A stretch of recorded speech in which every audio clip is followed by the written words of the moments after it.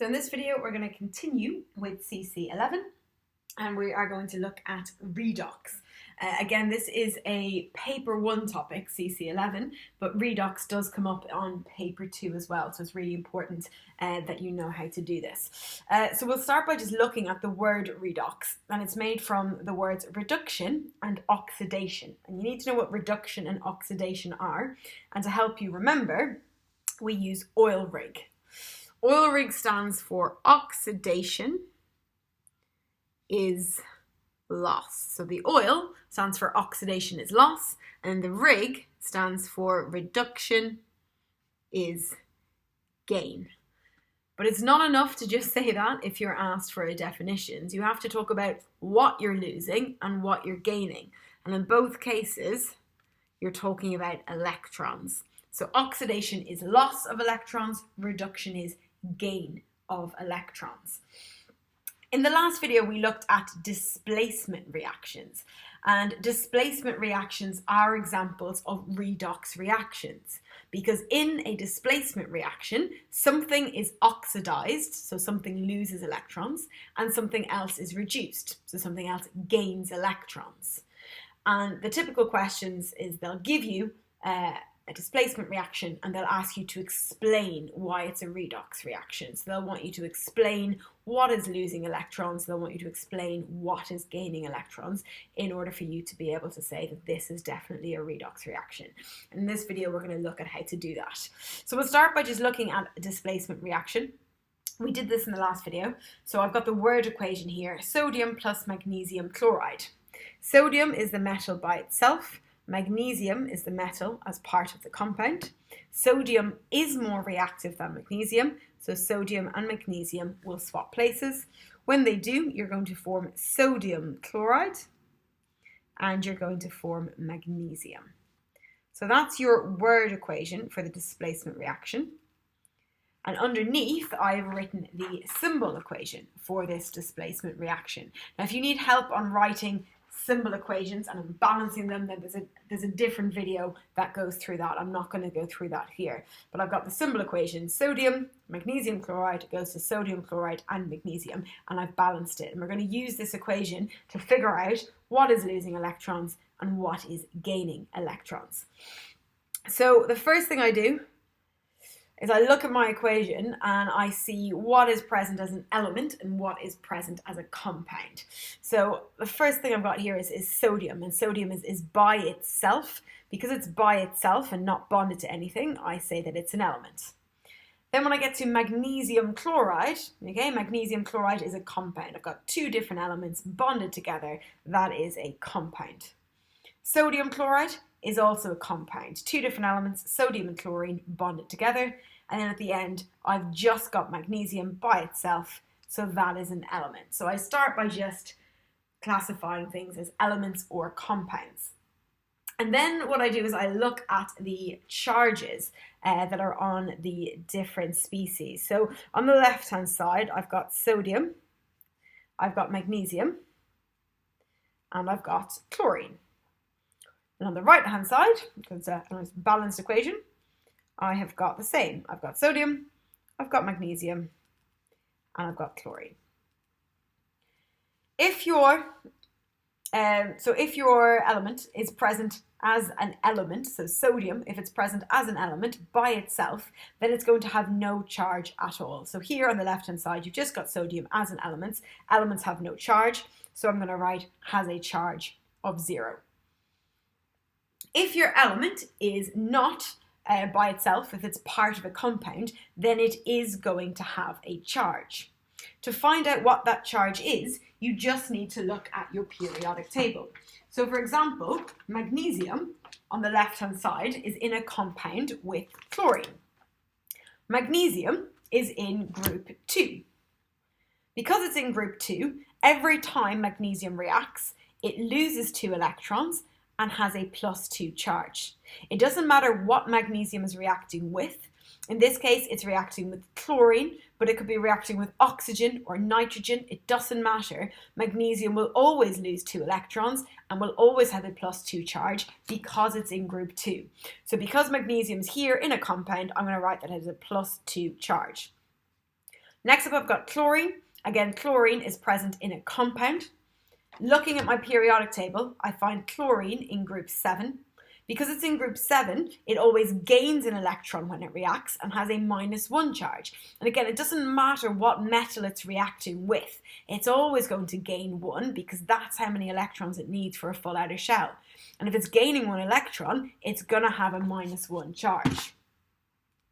So I'm not going to use this little number 2 here. Again, that's from writing the formula. If you need to know how to do that, have a look at the video on writing symbol equations. Okay, I'm just looking at the periodic table. It's in group 2, +2 charge. In group 7, -1 charge. Then I come over to the other side, and this time sodium is not an element. This time sodium is part of a compound. And when sodium forms compounds, because sodium is in group 1, it always loses 1 electron and it always has a +1 charge. And again, it doesn't matter what it's bonding to, it's always going to have a +1 charge. Chlorine is bonded to sodium. When chlorine forms a compound, it has a -1 charge. So it doesn't matter that chlorine is bonded to magnesium on the left and sodium on the right. It doesn't matter that there's a 2 after the chlorine on the left and no number after the chlorine on the right. Chlorine is in group 7. It's always going to have a -1 charge. At the end, I've got magnesium. Magnesium is no longer part of a compound. It just exists as an element. And when it's an element, it has a 0, just like sodium did on the left-hand side. I now need to look at these charges to figure out what's losing electrons and what is gaining electrons. So straight away, I'm going to ignore chlorine because I can see chlorine has the exact same charge on each side. Nothing is happening to chlorine. So I'm just going to rule out chlorine. I know I don't need chlorine moving forward. I'm going to start by looking at sodium. Sodium on the left-hand side has got no charge. Sodium on the right has got a charge of +1. So what's happening to sodium is it's starting off as just being sodium and it's ending up as sodium with a +1 charge. I can write this in what we call a half equation. If I look at my +1 charge, I need to know what +1 means in terms of electrons. So metals get a +1 charge because it has lost an electron. That's what +1 means in terms of electrons. It has lost an electron. So sodium loses an electron and becomes Na+1. So Na loses an electron and becomes Na+1. So I can write that in words. Either I can say sodium loses 1 electron. That's why it ends up with a +1 charge. Well, if sodium is losing an electron, oxidation is loss. Therefore, sodium, Na, is oxidized. So sodium is being oxidized. Okay? If sodium is being oxidized and nothing's happening to chlorine, then magnesium must be reduced. But if we have a look, we'll see that this is indeed the case. So magnesium on the left-hand side has that +2 charge. So it's starting off as an Mg+2 ion. And on the right-hand side, I'm getting magnesium as an element with no charge. So I'm going from Mg+2 to just Mg. This +2 here means it had lost 2 electrons, but on the right-hand side, it's neutral again, which means the electrons that it had lost, it has gained them back to form neutral magnesium again. So it had lost 2, it got those 2 electrons back, now it's neutral again. The reason it was charged on the left-hand side was because it had lost 2 electrons, give it those 2 electrons back, and it's just going to be neutral magnesium again. So again, I can write this as a half equation, or I can write this in words. But if you're writing this in words, you can't say magnesium gains 2 electrons. It has to be the Mg+2 ion that gains 2 electrons, gains 2 electrons. So it's the Mg+2 ion that's gaining. It's the Mg+2 ion that is reduced. Okay, you do have to be specific here. Okay, if you left out the word ion, that would be okay, but you can't leave out the charge. It's the Mg+2 that is reduced. It's the Mg+2 that is gaining those electrons. Going to go through another example. Again, this is a displacement reaction, but the question will just say, explain why this reaction is an example of a redox reaction. So I'm going to start the same way as I did before. I'm going to classify everything as an element or a compound. Here I've got magnesium, okay, it's by itself, it's not bonded to any other elements, so it is an element. Here I've got aluminium and chlorine bonded together, two different elements bonded together, that makes it a compound. Over here, again, I've got magnesium and chlorine bonded together. That's a compound. And then at the end, I've just got aluminium by itself. Therefore, it is an element. So on the left, I have got magnesium. I've got aluminium, Al, and I've got chlorine. And that is the same on the right. Magnesium, aluminium, and chlorine. But I need to be able to assign charges. On the left, magnesium is present as an element. If it's present as an element, it's not going to have any charge at all. On the left, aluminium is part of a compound. It is going to have a charge. To figure out what that charge is, I just need to look at the periodic table. Aluminium is here in group 3. Every time it reacts to form a compound, it loses 3 electrons and gets a +3 charge. Doesn't matter what it's reacting with. It always loses 3 electrons. It always ends up with a +3 charge. Chlorine we had in the previous example, it's in group 7. It's always got a -1 charge.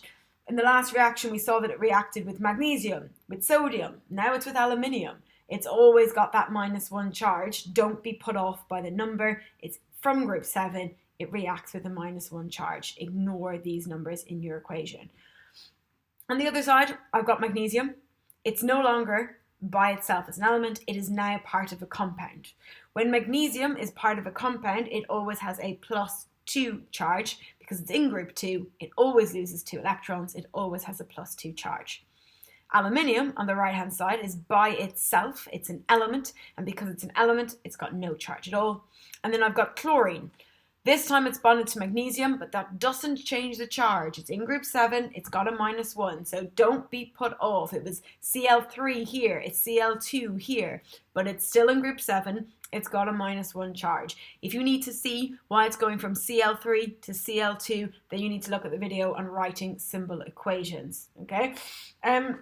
Now that I've got this done, I need to see what's oxidized and what is reduced. So again, chlorine is the same on both sides, so chlorine is not going to be part of my answer. I'm going to start with magnesium. Magnesium starts off with no charge at all, and it ends up with a +2 charge. So I'm going from magnesium with no charge to magnesium with a +2 charge. +2 means it's lost 2 electrons. So to end up with this +2 charge, my magnesium must have lost 2 electrons, and that's how it ends up with a +2 charge. So I can say Mg loses 2 electrons, and if it's losing electrons, I can say magnesium is therefore oxidized. If magnesium is oxidized, then aluminium must be reduced, but I'm going to have a look at the charges to prove it. Aluminium on the left starts off with that +3 charge. On the right hand side, it's got no charge at all and is just aluminium. It had a +3 charge because it had lost 3 electrons. Now it's got no charge at all. That means it must have gained the 3 electrons that it lost. So it had a charge because it lost 3, give it the 3 electrons back, and it's got no charge anymore. It's the Al +3 ion that is gaining 3 electrons. It's the Al +3 ion that is reduced. Okay, it's not aluminium that's gaining electrons. It's the aluminium ion that is gaining electrons. Therefore, it's the aluminium ion that is reduced. We'll just do one more together, and then I'm going to get you to do them by yourself.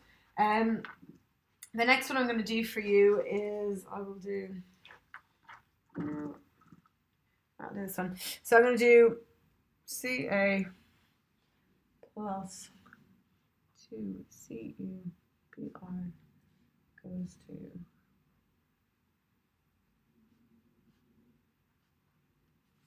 okay, so yet another displacement reaction.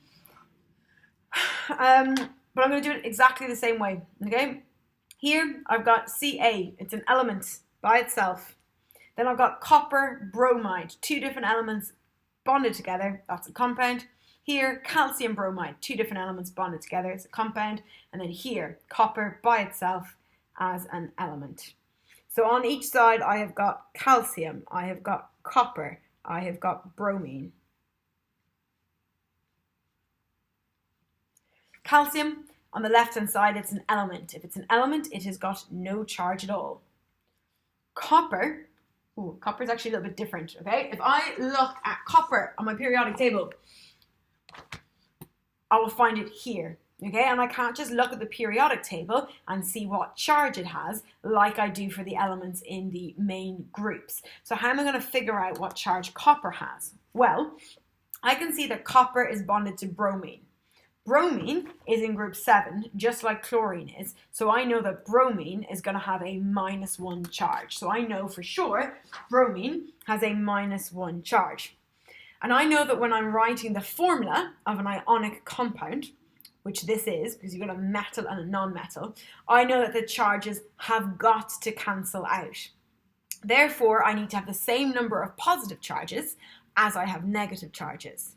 If I know that bromine is -1, that means copper must be +1 because I have to have the same number of positive and negative charges. So using my chemical formula, I can figure out that copper has a +1 charge when it is in this compound.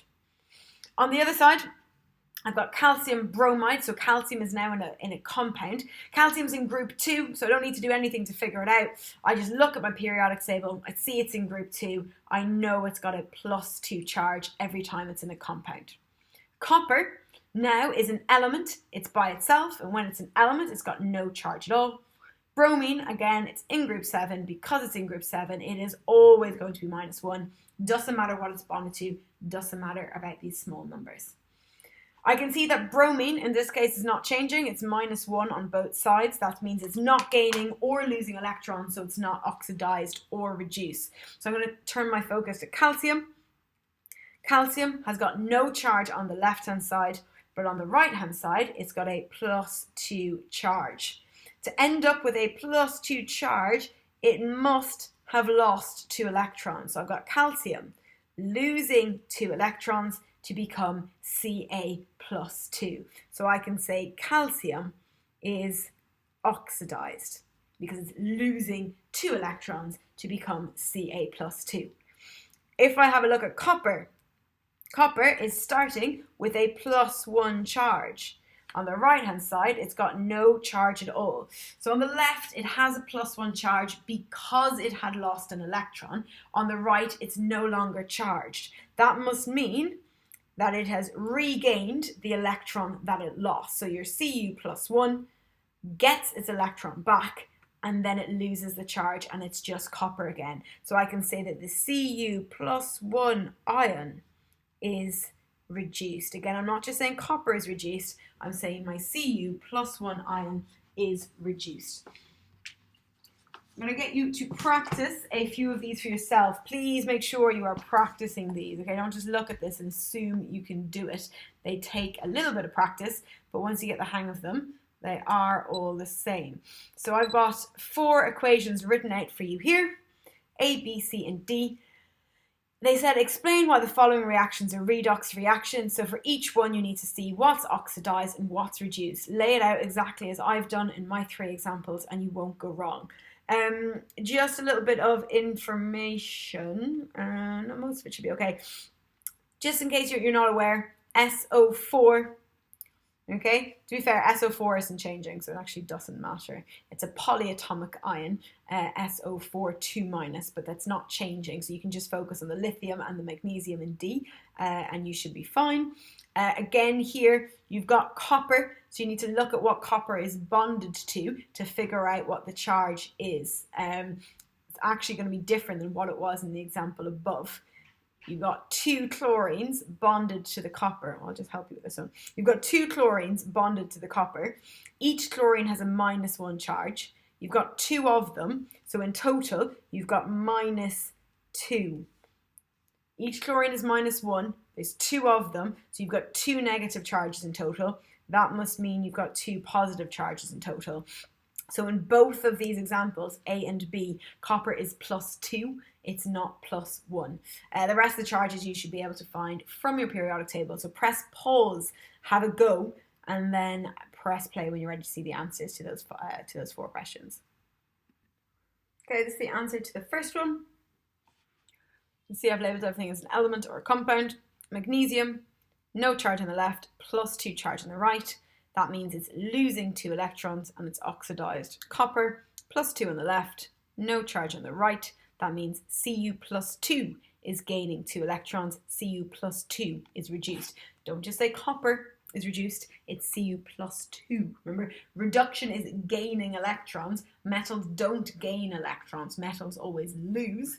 But here, you've got a metal ion. It had already lost electrons, it's just gaining them back. So you do have to say Cu+2 is reduced.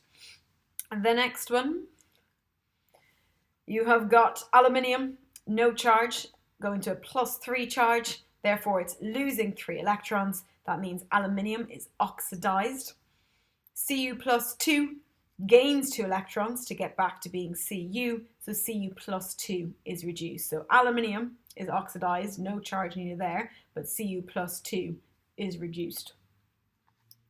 Again, working out these charges, I'm just looking at the periodic table. Aluminium is in group 3, got a +3 charge. Copper, need to work it out. 2 chlorines, each with a -1 charge, gives you -2 overall. Therefore, copper must be +2 to balance it out. Next one, I've got magnesium with I've got sodium with no charge going to a +1 charge. So sodium is losing an electron to become Na+.